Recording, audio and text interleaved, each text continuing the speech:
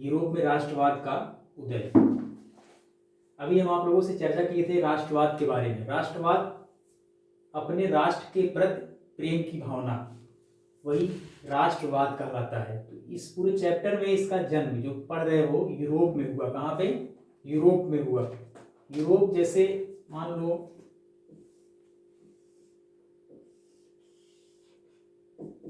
कई देशों से मिलकर बना हुआ है ये, कई छोटे बड़े देशों से मिलकर हमारा यूरोप ये बना हुआ है। जैसे एशिया में भारत, चीन, पाकिस्तान सब है, उसी प्रकार इसमें फ्रांस, जर्मनी, इटली, बेल्जियम से मिलकर क्या बना हुआ है? यूरोप। तो यूरोप में बहुत पहले से ही वहां पे निरंकुश शासन था। वहां पे जो शासन व्यवस्था था वो निरंकुश शासन पद्धति थी, वहां पे राजतंत्र। तो इससे यहाँ के लोग बहुत परेशान हो गए थे। मतलब जैसे निरंकुश का मतलब हुआ कि यहाँ की जो सरकार थी वो जनता के प्रति जवाबदेह नहीं होती थी और वो अपने मनमानी ढंग से कार्य करती थी, जिससे जनता क्या होती थी? परेशान होती थी। तो इसका जो मध्य भाग है और पश्चिमी भाग, यहाँ पर ज्यादातर इसका प्रभाव था। तो ये राष्ट्रवाद जो शब्द है, इसमें राष्ट्रवाद की जो भावना आई है, इसका मुख्य श्रेय फ्रांस को जाता है। सबसे पहले फ्रांस में ये शुरू हुआ, यानी फ्रांस की क्रांति से इसका जन्म, इसका उदय फ्रांस की क्रांति से हुआ है। तो फ्रांस की क्रांति के बारे में हम देखेंगे। फ्रांस की क्रांति और राष्ट्र का विचार। फ्रांस की क्रांति 1789 में, कब हुआ था? 1789 में फ्रांस की क्रांति हुई। क्रांति के बारे में हम लोग पढ़े थे। क्रांति का मतलब होता है एकाएक उत्पन्न हुई ऐसी घटना जो सरकार या शासन में परिवर्तन ला दे, वही क्या होता है? क्रांति कहलाता है। तो 1789 में फ्रांसीसी क्रांति के साथ राष्ट्रवाद की पहली शुरुआत हुई। तो यहाँ पे जब ये फ्रांसीसी क्रांति हुई तो लोगों ने एक मांग रख दिया गया इसमें। जैसे फ्रांस की जो संपूर्ण भूभाग था, यहाँ पे निरंकुश राजा का शासन था। तो जो क्रांति हुई तो यहाँ पे क्या की क्रांतिकारियों ने? वहां से निरंकुश शासन व्यवस्था को खत्म कर दिया और प्रजातंत्र को लागू कर दिया। और इसमें जो है इस क्रांति से घोषणा किया गया और राष्ट्र का नया गठन हुआ, नए राष्ट्र का गठन हुआ, जिसमें कुछ नीति तय की गई। जैसे यहाँ पे सबसे पहला जो था, प्रारंभ से ही फ्रांसीसी क्रांतिकारियों ने ऐसे अनेक कदम उठाए जिससे कि जनता का भी सपोर्ट उनको मिले, जनता का भी सहयोग उन्हें मिले।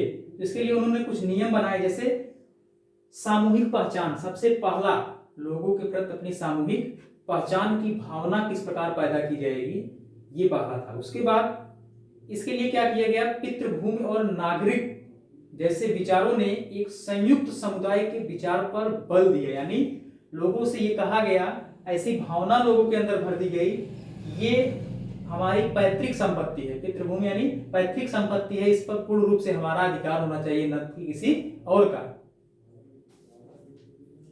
और आगे इसके लिए क्या किया गया कि उन्होंने अपना एक नया झंडा, फ्रांसीसियों ने अपना एक नया झंडा अलग किया, जिससे एक उनके अंदर नया ऊर्जा उत्पन्न हुआ उससे। और स्टेट जनरल का चुनाव नागरिकों के द्वारा किया जाने लगा।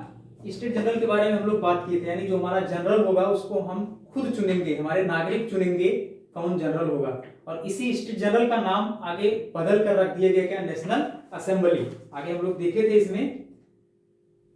इसके बाद नई नई स्तुतियां रची गई और शहीदों का गुणगान हुआ, और यह सब राष्ट्र के नाम पर हुआ। आगे एक केंद्रीय प्रशासनिक व्यवस्था लागू की गई। और क्या परिवर्तन किया गया? केंद्रीय प्रशासनिक व्यवस्था, हर जगह समान कानून को लागू किया गया। आंतरिक आयात निर्यात शुल्क समाप्त कर दिए गए। जो एक राष्ट्र के अंदर ही एक स्थान से दूसरे स्थान पर आयात निर्यात करने में जो शुल्क लगता था, उसको समाप्त कर दिया गया। और भार तथा नापने की एक समान व्यवस्था लागू कर दी गई। हर जगह जो मापन पद्धति थी, भार, जैसे ए स्थान पर किसी वस्तु का वजन 1 kg है, तो यही बी स्थान पर इसका वजन बढ़ सकता है, 2 केजी हो सकता है, 3 केजी हो सकता है, यानी जो मापन पद्धति थी ये हर जगह अलग अलग थी, तो इसको भी क्या कर दिया गया, समान कर दिया गया हर जगह। और क्या परिवर्तन किया गया इसमें कि फ्रांस में जो फ्रेंच भाषा बोली जाती थी वही राष्ट्र भाषा घोषित कर दी गई। और क्रांतिकारियों ने यह भी घोषणा किया कि फ्रांसीसी राष्ट्र का यह भाग्य और लक्ष्य था कि यूरोप के लोगों को निरंकुश शासकों से मुक्त किया जाए, और इसका पूरा उद्देश्य यूरोप के जितने भी लोग हैं उनको निरंकुश शासकों से मुक्त किया जाए। यानी यूरोप फ्रांस में तो कर ही रहे थे, प्रजातंत्र को स्थापित कर ही रहे थे, लेकिन उनका यह भी घोषणा था कि हम यूरोप के अन्य देशों में भी निरंकुश शासन को खत्म करेंगे, वहां पर भी प्रजातंत्र लाएंगे। तो इससे क्या हुआ कि अन्य लोगों ने, अन्य देश लोग जो यहाँ पे थे उनके अंदर, उन लोगों ने भी क्या किया कि फ्रांस के क्रांतिकारियों का सपोर्ट किया कि वो अच्छा काम कर रहे हैं, वो हमारे लिए भी क्या करेंगे, प्रजातंत्र हमारे देश में भी लागू करेंगे। इसके लिए सभी लोग उनका सहयोग करने लगे। आगे, और मुख्य रूप से फ्रांस में ये सब जब हो गया तो ये क्या किए कि दूसरे देशों में, जैसे जब मान लीजिए ये हमारा फ्रांस है, यहाँ पे तो प्रजातंत्र स्थापित हो गया, बाकी क्या हुआ कि ये लोग यहां से निकलकर अन्य देशों में भी प्रजातंत्र की स्थापना करने के लिए निकले। इसके लिए विशेष रूप से शिक्षित वर्ग जो थे और छात्रों ने विशेष सहयोग किया। इसके लिए उन्होंने एक जैकोबिन क्लब की स्थापना की। जैकोबिन क्लब शिक्षित वर्ग और छात्र छात्राओं द्वारा स्थापित किया गया एक क्लब था जो इन क्रांतिकारियों का किसी भी प्रकार से हर परिस्थिति में उनकी मदद करता था। तो जो फ्रांस के लोग, ये नहीं था कि एक ही देश में एक ही साथ घुसते थे, ये नहीं था। इसके लिए क्या करते थे, ये टुकड़ियां बना ली, कई छोटी बड़ी, कई कुछ टुकड़ियां बना ली, यानी कुछ टुकड़ी यहाँ पे जाएंगे, कुछ इस प्रकार वो हर जगह तक जाने लगे। तो इसी में फ्रांस में एक व्यक्ति का नाम है नेपोलियन। नेपोलियन का नाम आप लोग सुने होंगे। नेपोलियन था जो प्रजातंत्र की स्थापना करने के लिए निकला था। नेपोलियन जो है, नेपोलियन के बारे में आप लोग पढ़े होंगे, इतिहास का सबसे महान सम्राट माना जाता है नेपोलियन। आगे नेपोलियन के बारे में आप लोग को थोड़ा हम संक्षेप में बता देते हैं कि नेपोलियन जो है 1769 में नेपोलियन का है, ये एक महान शासक था, महान सम्राट था। यानी ये सम्राट सेनापति से शासक तक कैसे बन गया उसके बारे में, जिसने अपने व्यक्तित्व एवं कार्यों से यूरोप के इतिहास को प्रभावित किया और 24 वर्ष की आयु में ही ये सेनापति बन गया, फ्रांस का सेनापति बन गया, और उसने कई युद्धों में फ्रांसीसी सेना को जीत दिलाई। और फिर उसके बाद वो पीछे मुड़कर कभी नहीं देखा और फ्रांस का शासक बन गया बाद में जाके वही, जिसने यूरोप के कुछ ही हिस्सों को छोड़कर पूरे भाग पर अपना राज्य कायम किया। तो आगे हम देखेंगे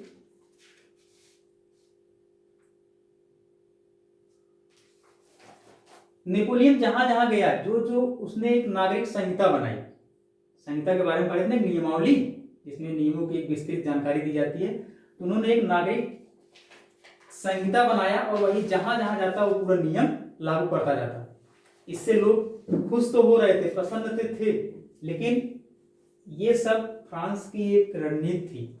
वो इनके सपोर्ट के माध्यम से पूरे यूरोप पर राज करना चाहता था, लेकिन ये शुरुआत में ये लोग समझ नहीं पाए।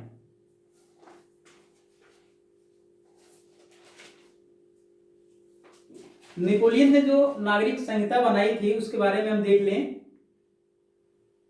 सबसे पहला उसमें एक नियम था, जन्म पर आधारित विशेषाधिकार को समाप्त कर दिया गया और कानून के समक्ष बराबरी और संपत्ति के आधार को भी सुरक्षित बनाया गया। जिसकी संपत्ति है उसी की होगी, उस पर किसी दूसरे का अधिकार नहीं होगा। और फ्रांसीसी नियंत्रण के अधीन क्षेत्रों में भी लागू किया गया। प्रशासनिक विभाजनों को सरल बनाया, सामंती व्यवस्था को खत्म कर दिया गया। ये सब उसकी नागरिक संहिता है।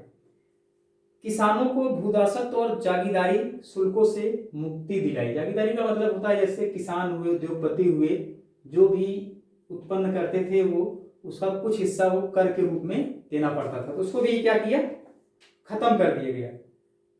शहरों में भी कारीगरों के श्रेणी संघों से नियंत्रण को हटा दिया गया। यातायात और संचार व्यवस्था को सुधारा गया।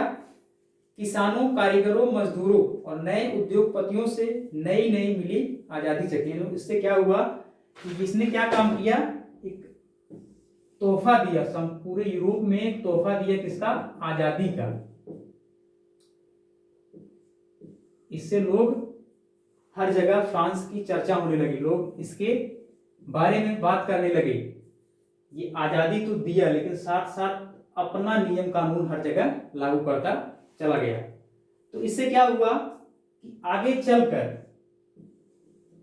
ये लोग जो प्रसन्न हुए थे, बाद में इनके समझ में जब आया कि ये हमारा उपयोग कर रहा है, यानी हमारा प्रयोग करके ये पूरे यूरोप पर राज करना चाहता है, धीरे धीरे इसने क्या किया, कर को भी बढ़ाना शुरू कर दिया, जिससे और लोग परेशान होने लगे बाद में। तो इसके लिए सभी लोगों ने मिलकर यहां पे इसके खिलाफ